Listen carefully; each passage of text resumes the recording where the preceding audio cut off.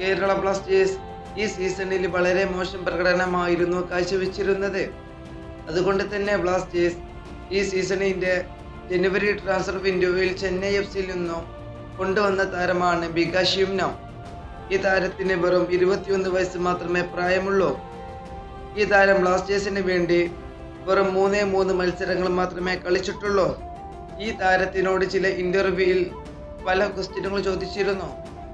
അതിൽ ഫുഡിനെ കുറിച്ച് ചോദിച്ചപ്പോൾ അദ്ദേഹത്തിന് ഏറ്റവും ഇഷ്ടമായ ഫുഡ് നമ്മുടെ കൊച്ചിയിലെ മന്തിയായിരുന്നു.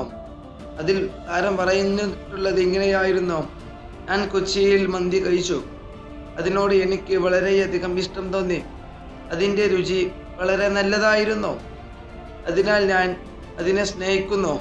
ഇതായിരുന്നു ബികാഷ് യുംന പറഞ്ഞിട്ടുള്ളത്.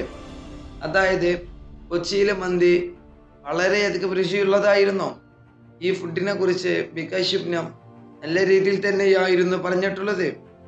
ഫുട്ബോൾ വാർത്തകൾ അറിയാൻ വേണ്ടി നിങ്ങൾ ഈ ചാനൽ തീർച്ചയായും സബ്സ്ക്രൈബ് ചെയ്യുക.